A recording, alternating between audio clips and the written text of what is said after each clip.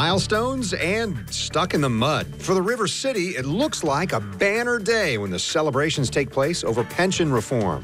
Look, I said in the campaign that this was a key issue that had to be solved quickly, and started working on this in transition before I was sworn in. The state budget process continues its roller coaster ride. The deadline to decide on the numbers in the House and Senate, though, is just around the corner. And it's day 101 for the Donald Trump administration. We'll look at what did and did not happen in the first 100 days on This Week in Jacksonville. And thank you so much for joining us on this Sunday morning. It has been a long and challenging struggle, but this week, Mayor Lenny Curry's plan for pension reform officially became law.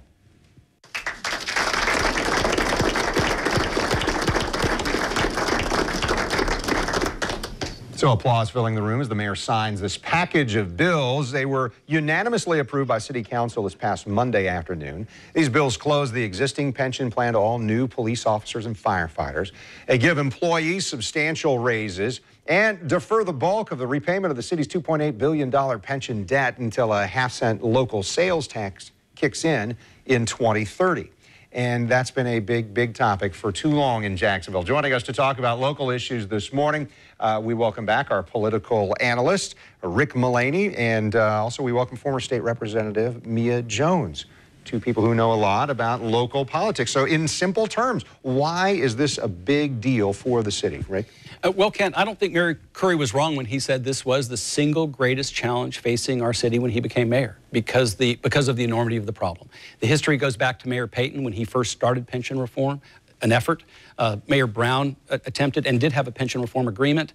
But Mayor Curry, to his credit, did identify a revenue source, which was the sales tax revenue that passed a year and a half ago, the sales tax in the referendum, and then, of course, this last piece. And so this, for the first time, puts Jacksonville in a position, especially in the near term, to do some investments for the future. It's been very constrained in recent years. Yeah, would you agree that this is a big deal for the city of Jacksonville? This is a huge deal for the city of Jacksonville, and recognizing that we have worked on it for so long. And so many people have engaged in this discussion and recognizing that it was something that had to be done. I'm very excited that it's taken place, and we look forward to seeing positive impacts throughout the next few years. Yeah, we just said City Council passed these reforms unanimously. Was this bipartisan effort? Obviously, the mayor, who's a Republican, gets some credit for this, but was this bipartisan in nature? I think it was simply a situation where everybody realized that we were at that point where something had to be done. As Rick said, Mayor Brown had a plan already in place that we were hoping to move forward with, and we didn't have the funding source in place. So being able to have the referendum pass, making a funding source, but recognizing that that funding source really isn't going to kick in for a few years, says that we have a solution, although it's not an immediate solution. Yeah, one of the immediate things there, so it's easy to get lost in all these numbers. They're big numbers, but what we see is, we talked about unfunded liability, $2.8 billion, but $360 million is going to be the pension hit next year until this change. So for fiscal year 2018, we see the pension hit will be $218 million. That's a big difference. How does that really work, though, if we're not going to see the revenue source until 2030 or whatever I mentioned? Well, two pieces. One, because the hit was going to be so big next year and even this year, I think that played a big role in this passing right now. The mayor himself, and I'm sure the city council, was looking at next year's budget, this upcoming fiscal year, and said, listen, we have got to do something or we're going to be out of position. And I also think they wanted to make some significant near-term investments. And so that was one of the factors that really led to passing it.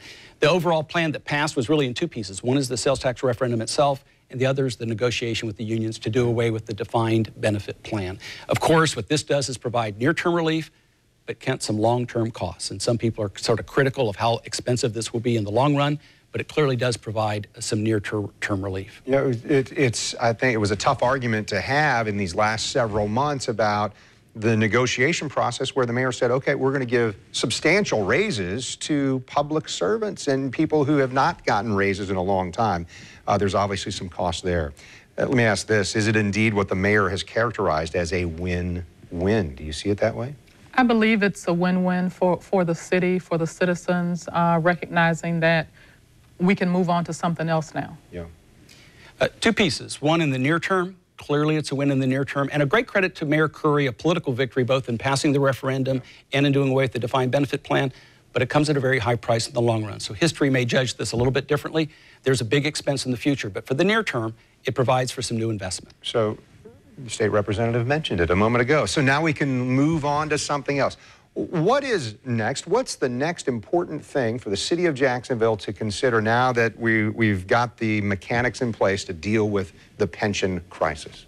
What I see, two things. One, crime, and being able to invest in solutions that could positively impact our community long term. We know our crime numbers are continuing to go up, and the impact is something that it's a negative impact, but it carries for such a long time. People will remember for years to come the crime rate and what was going on, or turning their TV on and hearing you all, the newscasters, talking about there was a shooting here or a shooting there or a death here or a death there.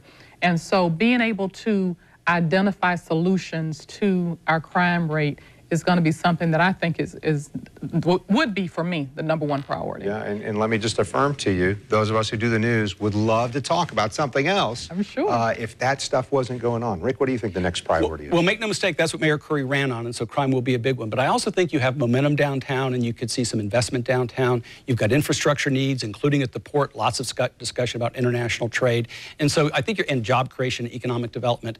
So look for this city council to be looking downtown, looking to the port, looking to infrastructure, looking to public safety. And they'll be pleased to have a little bit of opportunity to invest in each. At some of those things. Last word here? The other thing I would say is that we've got to look at healthcare. Our healthcare numbers are critical, and it's something that the council is going to need to look at as they're moving forward and preparing for the next year's budget. Yeah, and that's your area of expertise these days, and certainly something that you championed in the state legislature. So let's talk more about that as we move on. But for the time being, we're going to take a short break, and we're going to add another panelist and talk about state issues, including the great expanse between House and Senate on the budget. That's next on This Week in Jacksonville. Come on, open up. It's good for you. Just eat it. It's good for you. It's good for you. Colonoscopy prep. Well, drink up. It's good for you. A Borland Groover Clinic colonoscopy isn't just good for you. It could save your life. With our advanced technology and personalized patient care, you can count on Borland Groover for exceptional care inside and out. How do you know when to trust your instincts? Will they lead you to this, or this? If so, trust them. If not, you need better instincts. You can't fake steak. Longhorn Steakhouse. Tonight's special bone-in, bold flavors. Get our new pork porterhouse, our new grilled lamb chops, and our signature outlaw ribeye. And for lunch, try our steakhouse burger or any steakhouse lunch combo. Only at Longhorn. You can drive a truck, or you can team up with one.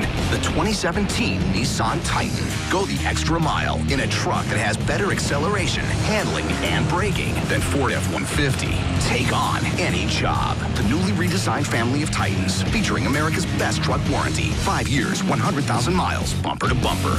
Get to your local Nissan store today and save $10,000 on the 2017 Titan XD. When you've been in an accident, you're going to have a lot of questions. After making sure that you and everyone's okay, call Harrell & Harrell. We will have the answer to all those questions that you have of what you need to do afterwards. Harrell & Harrell. Don't settle for less than you deserve. Former Congresswoman Corrine Brown on trial for her life, facing over 300 years in prison. This bull. News 4 Jax, gavel to gavel, inside and outside court. Updates minute by minute as the drama unfolds. Our team of 3 legal experts, unique perspective. The I-Team uncovering new information. No one can tell my story better than I can. Corrine faces the judge. Full coverage all week on News 4 Jax. I will see you in court. You're watching This Week in Jacksonville with Kent Justice. The state lawmakers are closing in on the broad outlines of an $83 billion state budget. However, even small details could derail the progress long enough to push lawmakers into overtime. The Senate would get its billion-dollar-plus plan to build a reservoir south of Lake Okeechobee. The House would get its cuts to Visit Florida and Enterprise Florida. The House would also get its $200 million plan for charter schools of hope in exchange for the Senate's boost to university funding. Early Wednesday, Senate Budget Chairman Jack Latvala tweeted that there was no deal until it was announced by the Senate President. The majority leader said discussions were ongoing at that point. Wouldn't classify anything as having fallen apart, and at this point there's some tweaking going on what I call second and third tier issues. After that midweek morning Senate session, President Joe Negron was optimistic. But it's down to just a few issues where we're trying to clarify some language to the satisfaction of both the House and the Senate. On the House side, the Speaker was absent most of the morning. In an exclusive interview, he appeared to pour water on the finality of the talks. It's very, very difficult. We're a very conservative body, and it's difficult dealing with a body that doesn't hold our principles and our values. Visit Florida would be funded at $25 million. That's a third of this year's total. Enterprise Florida would survive with no money for incentives. Governor Rick Scott issued a statement from his trade mission in Argentina saying, reducing this funding will have a significant impact on state, county, city, and local tourism and economic development boards' revenues by hundreds of millions of dollars. And Governor Scott has veto power over any line item in the budget. That means he could axe any legislative project he chooses, giving him some pretty big leverage in terms of negotiations. And so at this point, we welcome to the table Chris Hand, former Chief of Staff for Jacksonville Mayor Alvin Brown, also co-author of a pretty cool book called America, the Owner's Manual, and it's about citizen engagement in the process. So Chris, you start us off here. Have you ever seen so much, I don't know, division when it comes to a state government, a governmental body, all being led by the same party? Well, for people who are supposed to be rowing in the same direction, this is a boat that has taken a lot of twists and turns during the legislative session. It looks like, despite the denials that there isn't a budget deal, that there is at least a framework in place. And that framework is going to enable both the House and Senate leaders to achieve most of their priorities. Looks like the person who's not going to achieve his priorities in this session is Governor Scott. And State Representative Jones, 8 years there. So you're out of the process now, but you know what's happening in that process, I'm sure. Has it been surprising to you at all that Republicans haven't been able to seem to, as we put it, row in the same direction here? No, I saw it coming at the beginning when they were in committee. The recognition that the Senate president was really committed to investing in our colleges and universities, and on the House side, the Speaker was not interested in that at all. That was my first point to recognize that, oh, this is going to be quite a year, because if your leaders can't have what they want, what they have said, have recognized as their priority, then you don't get very far, because everything else is just, you know, that's just extra for those other representatives. And so being able to make sure that the president, the speaker, and the governor get at least one or two of their priorities addressed is something that I know that right now they're behind closed doors and a lot of talks are taking place.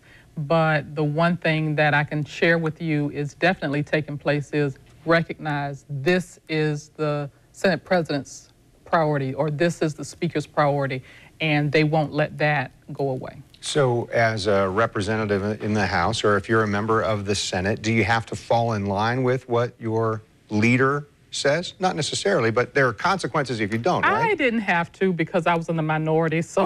Right. But what you have to do is to pay attention to what those priorities are and find ways to negotiate those things that would be important to you. So when I was there, I shared with someone over the weekend, you know, I would be in Tallahassee right now. I would be sitting by my phone. I would be spending time in my office, literally on my sofa, waiting for notification that meetings were taking place, that discussions were happening, sneaking in the back rooms and saying, oh yeah, I'm here. I just need to talk to you about this one funding request that I have. And make sure your priorities were heard. So my priorities were heard, and that they stayed in front of someone who had some authority to make sure that they got funded.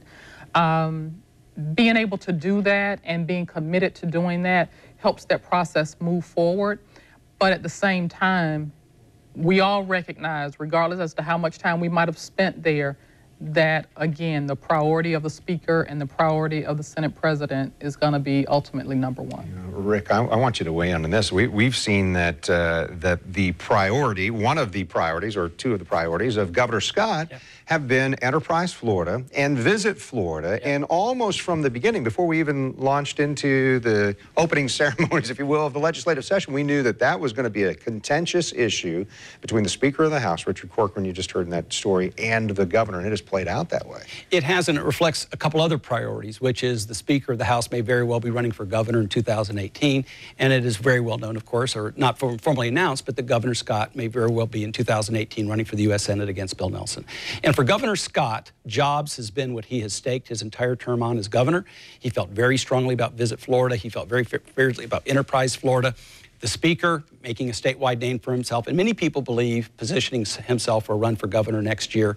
They went to battle on this. They has survived. The Speaker was very outspoken, very strong on this issue, as was Governor Scott. But the backdrop to that conversation, I believe, is the political conversation you're going to have next year with both of them looking at big statewide races. Yeah, Chris, I guess I'm interested again on how some of this plays out. Do politicians know that there's going to be an outcome there, and it's just playing the game to raise the level of awareness? Obviously, Governor Scott going after the Speaker of the House has raised the profile of Richard Corcoran in this last 9 months or a year. Well, Kent, you know the old riddle, if a tree falls in the woods and no one's around, does it make a sound? Well, the answer is no, and that's why you see leaders in the legislature and the governor look to position themselves publicly. But one thing, we're talking a lot about process. One thing I don't want people to lose sight of is the substance of what's in an $83 billion budget and how substantially that impacts people's lives. There's going to be a lot of money appropriated to charter schools in this budget, which is going to have impacts on our public education system.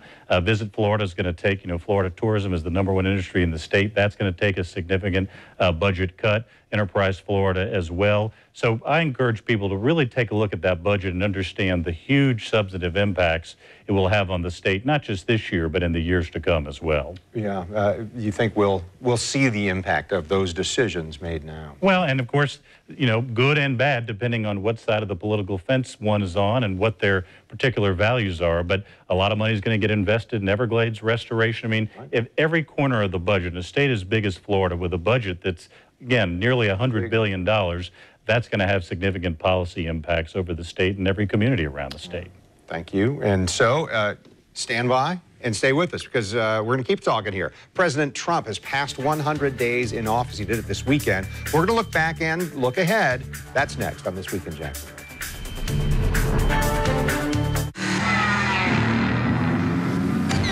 When a pedigree of power, near perfect balance, razor-sharp precision, and head-turning style run in the family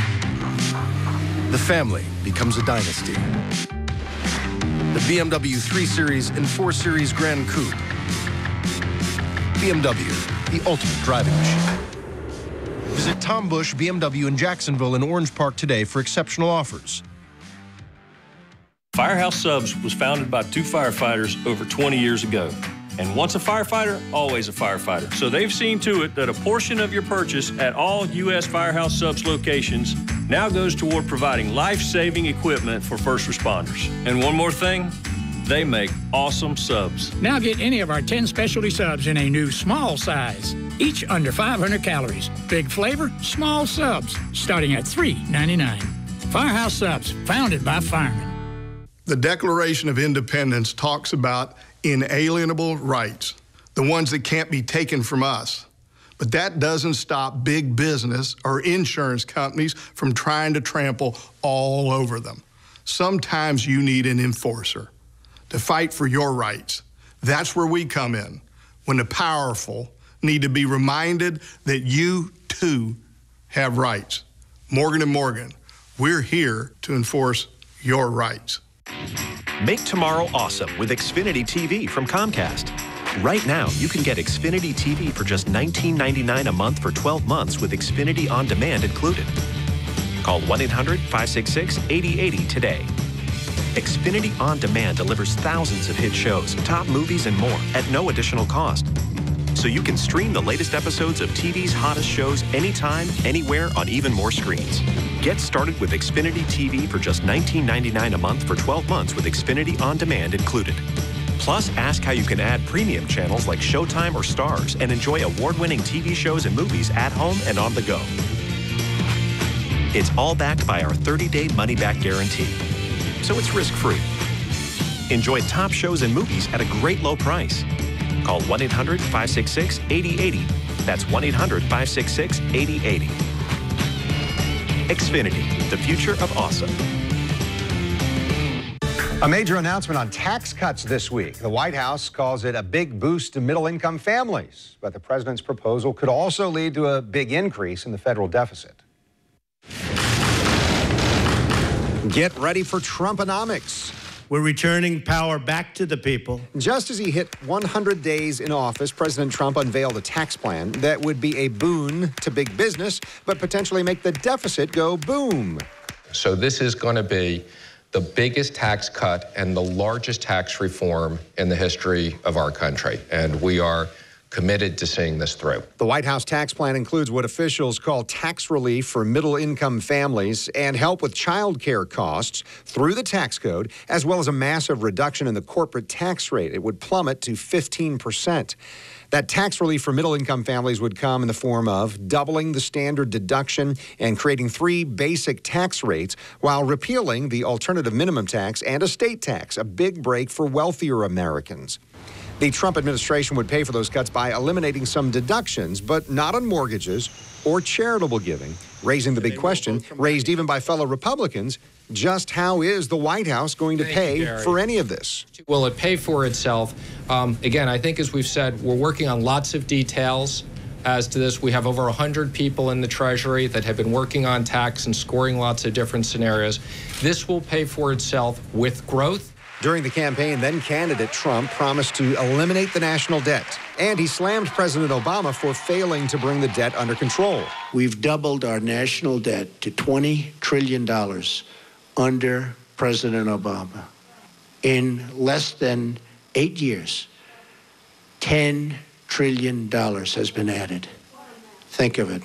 And we haven't fixed anything. Democrats blasted the White House tax plan as wildly unrealistic. Another example, they say, of providing too little detail about the president's proposals. The fabricator-in-chief can't talk his way through the next 4 years. But the White House is offering a campaign vow, warning that it is now considering withdrawing from NAFTA, the Clinton-era free trade agreement with Canada and Mexico that angered so many Trump voters. For the president, that would be a promise fulfilled. And if they don't agree to a renegotiation, then I will submit under Article 2205 of the NAFTA agreement that America intends to withdraw from the deal.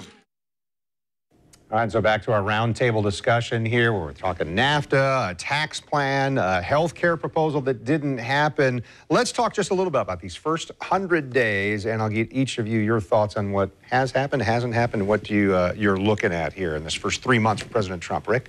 Well, Ken, first on the tax plan, let me just say a couple things. One, a priority for the Trump administration is to pass repeal and replacement of Obamacare.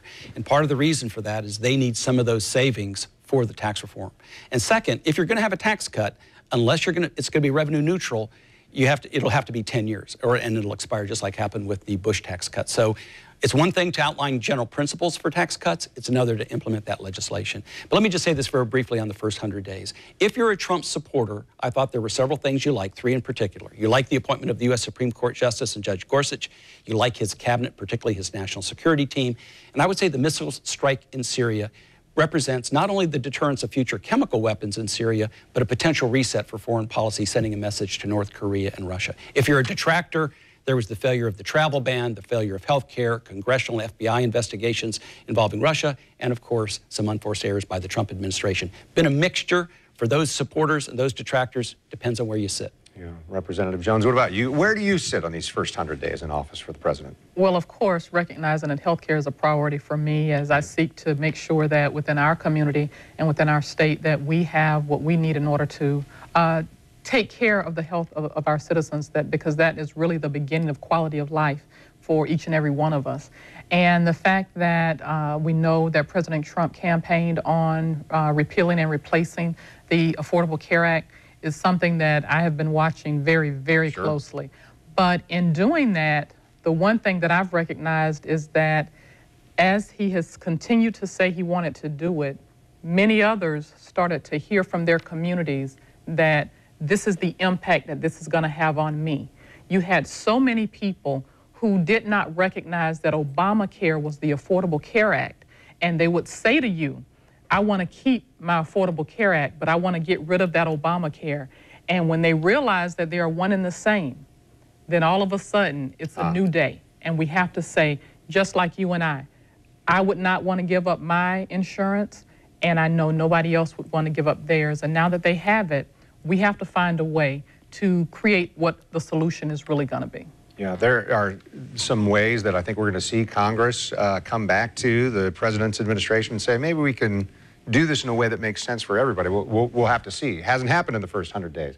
Chris, your take on these first 100? Well, Kent, there's an old expression that you campaign in poetry and govern in prose, and I think that's important for a new president because the first 100 days are a time where you want to try and unite the country, expand your base, and achieve some signature wins because a president's political capital and their time is just getting less as more and more time goes forward.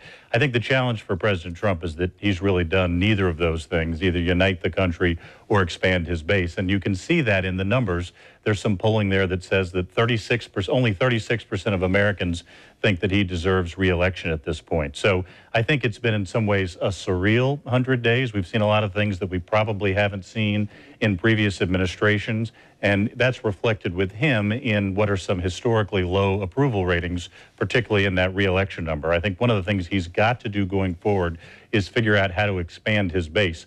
There are some opportunities to do that on issues like infrastructure and job creation, but the president is going to have to prioritize that and get some wins in Congress, other than his Supreme Court nomination, which occurred largely because they changed the rules in the Senate. He's got to get some signature legislative wins and build some governing momentum. Yeah, I appreciate that. So I'll wrap up the topic here. We know that one of the people talking about his first 100 days was House Minority Leader Nancy Pelosi. She said the president gets incomplete. So it's early yet. We don't have to worry about reelecting anybody right now, but obviously there are some high points and low points for what President Trump is going through. I appreciate your time, getting some different perspective here. I hope you enjoyed it too. Always. Right. As always. Good. Yeah. Thank you so much. And thank you for being with us this morning. This Week in Jacksonville, you know, airs each Sunday morning. We do it at this time, 9 a.m. So next time around, we're checking in to see if the legislative session really ends on time. What is going to happen this week, a crucial week in Tallahassee when it comes to the budget for 2018 in the state of Florida. Plus, the money maker of a golf tournament in our area. We're talking about the Players just a week before it launches in Ponte Vedra. I'm Kent Justice. Thanks for watching. You can always find more of our episodes this week and previously on news4jax.com. More people in Northeast Florida and South Georgia get their news from News4Jax than anywhere else.